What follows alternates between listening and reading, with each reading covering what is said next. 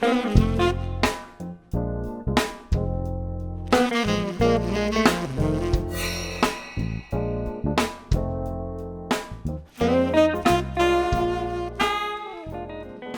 so I first came across the Fuji X100 because of the way it looks like a classic rangefinder. That got photographers' interest immediately. And the original X100, when it came out, did some things really well, and it did some things not as well. But the things that it did so well, working in low light and beautiful color and dead quiet operation, that made me love the camera no matter what, any issues I might have had with it. So when a camera this different comes out and it hits the photographic community, people talk. Oh, what kind of camera is that? You see someone with it, or you hear someone writing about it online, and you want to find out more about it. So when this camera hit, it was like dropping a bomb for buzz. The buzz just went out everywhere. So even if you weren't going to get it, you were curious about it, and you wanted to play with it, and you want to try to like hold it in your hands. So that was me a year and a half ago now.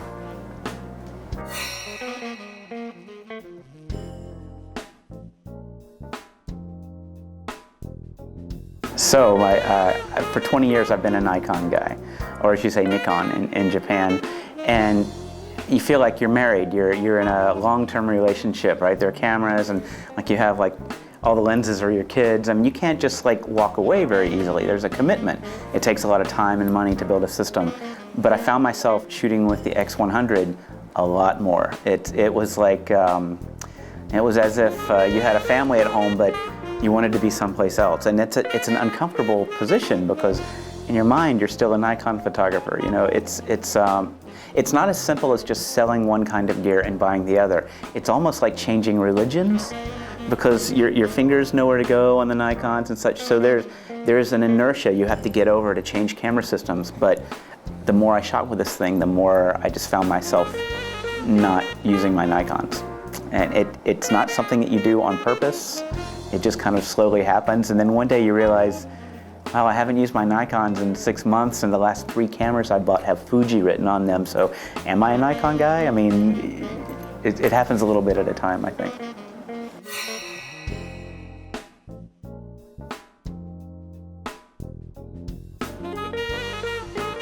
Okay, so let me tell you why I'm moving away from DSLRs and into a Fuji X camera. There are several reasons, and some of it is image quality. Some of it is image quality related to size. The way that Fuji handles color is beautiful. The way that this camera works in low light is absolutely beautiful.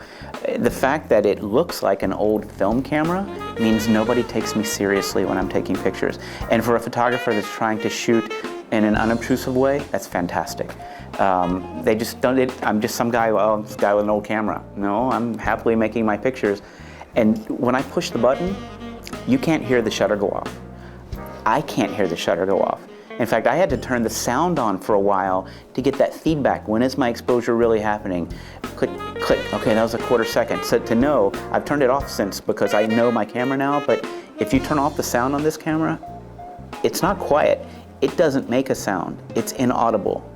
My friend Drew Gardner in London uses his Fuji X100S to do production stills on movie sets, where he used to have to get a camera and put it in a sound blimp, and you have these big buttons on the outside. Now he's just walking around taking pictures. It's exciting. I get excited about this. It's a beautiful thing.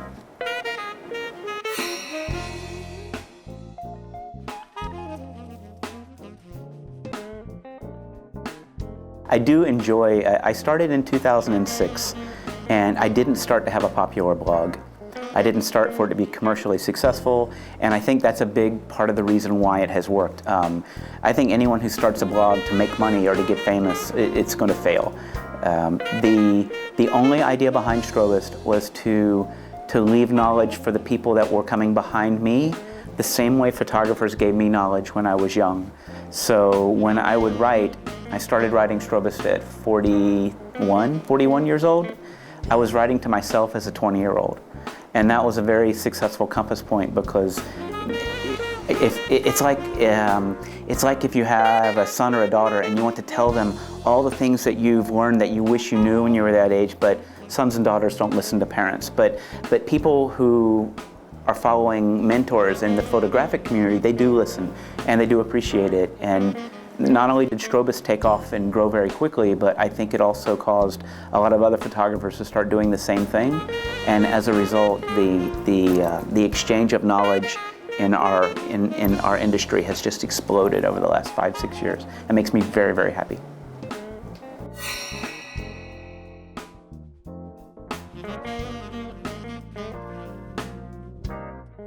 This is my first time to Japan. I have wanted to come to Japan for so many years, and like every other American who has watched Lost in Translation, the movie with Bill Murray and oh gosh, I can't remember her name now, Scarlett Johansson. There it is. It's when you're coming to Japan, you're like, I don't know what to expect. I know it's cool, I know it's going to be fun, I know it's going to be different, I know it's a one-of-a-kind city, but just like, how crazy is it going to be? And there are many different Tokyos, as you know, obviously. Where are you going? Fortunately, we were hanging out with some really cool guys at Fujifilm, and they decided they were going to show us some of the interesting parts of Tokyo. So all I can tell you is that yesterday I was in a very small club in Akihabara, and I saw things I'd never seen before. It was wonderful. It was an otaku club, and we had a great time. We went many places. Fuji gave us exactly the right hosts. They showed us a really fun Tokyo over the last 2 days. I couldn't have asked for a better trip. It was wonderful. Did you take a lot of photos? I took 1 or 2, yeah, perhaps. I've posted some already. Yesterday, I spent at rush hour 1 hour sitting outside of the Akihabara station, and I found a place where there were kind of nice light and some reflections going, and I just sat there with my little camera, like just click, click. I probably shot 1,000 pictures over the course of 1 hour, quietly. No one noticed.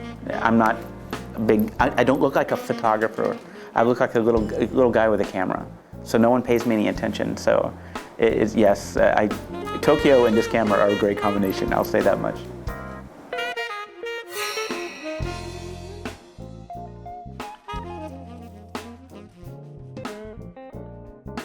I would say that the best bit of advice I can give people, and bearing in mind I run a technical blog, I teach people how to light photographically, and that's what I do, but that's not the best advice that I can give. I would say that the best thing that you can do to improve your pictures is to improve the quality of your experiences, because all this is a little box that records a tiny slice of an experience. Whether that is going to an otaku club in Tokyo, a lot of the quality of the pictures that I got was because I was there. It's hard not to get a good picture standing in there and shooting and having fun. But even when you're taking a portrait with someone, relax, be a human. Create an experience between two people and use this box to record the experience. If you're going, okay, wait, smile, 1, 2, 3, maybe you're missing the idea.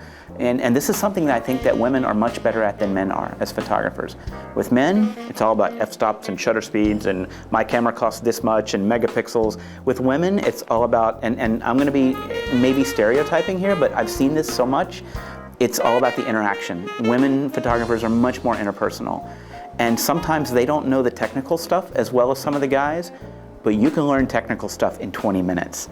But the guy is not going to learn the interpersonal in 20 minutes. So I especially enjoy helping women photographers learn how to do some of the technical things like lighting, because I know that their pictures are going to be amazing, because now they have great technical quality and great interpersonal moments.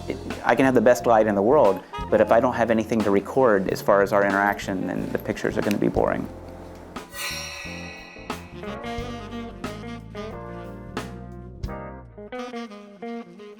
Yes, yes.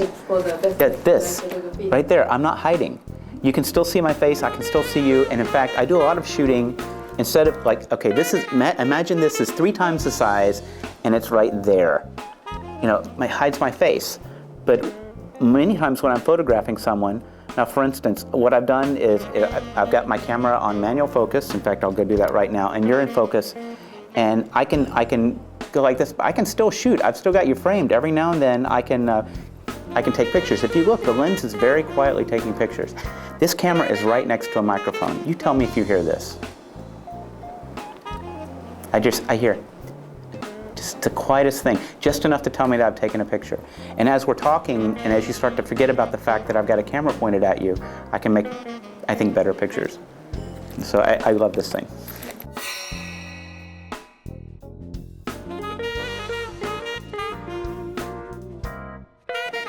So, if you're an X-photographer, especially with some of their better cameras, the amazing, you know, and the lenses and such, I don't have to tell you how good they are. You're already seeing this.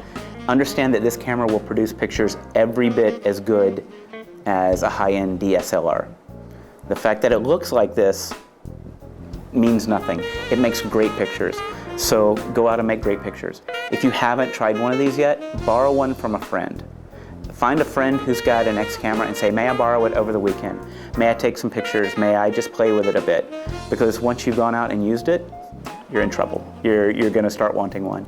They're wonderful little cameras. They will make you, again, joyful to be a photographer, and I couldn't be happier right now.